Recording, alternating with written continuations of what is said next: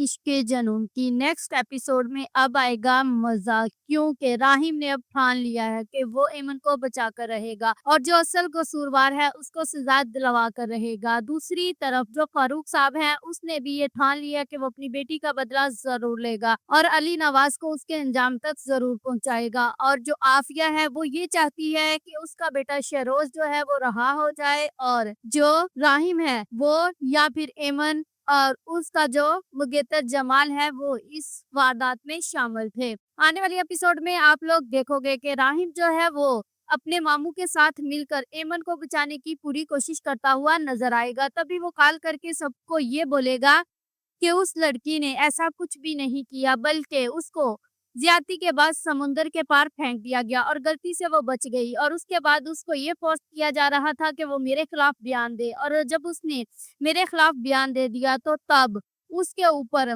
ये सारे घटिया इल्जामात लगना शुरू हो गए। और दूसरी तरफ जो एमन है वो याद करने की पूरी कोशिश कर रही है कि आखिरकार उसके साथ ये सब कुछ किसने किया। तभी वो अपनी माँ को ये कहती है कि मामा, जमाल मेरे साथ ऐसा नहीं कर सकता। अगर जमाल ने मेरे साथ ऐसा किया होता तो वो कभी मेरे सामने ना आता, लेकिन जब तक मैं अपने उस मुजरिम को अंजाम तक नहीं पहुंचा देती मैं चैन से नहीं बैठने वाली। और वहां पर जो आफिया है उसने मीडिया वालों को ये कह दिया है कि ये जो कुछ भी हुआ वो एमन ने किया था और अपने मंगेतर के साथ मिलकर किया था। तभी तो वो रात को उसके साथ हमारे घर आई थी और पूरी प्लानिंग के साथ ये सारा इल्जाम मेरे बेटे पर डाल दिया ताकि वो हमसे पैसे बिटोर सके। और वहां पर जो जमाल है उसको पुलिस गिरफ्तार करके ले जाती है और मीडिया और प्रेस वाले एमन के घर के गिर्द जमा हो जाते हैं। और तब वो एक हंगामा करते हुए नजर आते हैं और तब वो यही कहते हैं कि एमन बाहर निकलो। तो जो राहिम है वो उसको ये सारी बातें पता चल जाती हैं और राहिम उसी वक्त पुलिस को कॉल करता है और ये कहता है कि उस मासूम लड़की पर जुल्म करना बंद कर दो, वो इन सब के काबिल नहीं है और आप लोगों को नहीं चाहिए कि एक इज्जतदार लोगों को इस तरह तंग करें।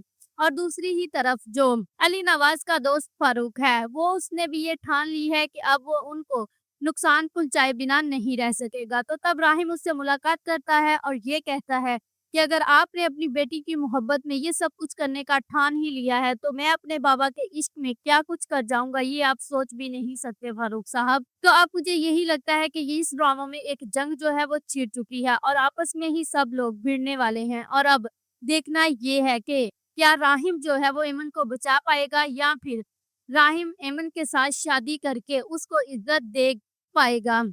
मुझे तो यही लगता है कि इन सब का हल राहिम को जो नज़र आएगा वो यही होगा कि वो इमन के साथ शादी कर ले और फिर शहरोज़ को उसके किए की सज़ा ज़रूर दिलाए। If you like this video, subscribe my channel, press the bell icon for more update.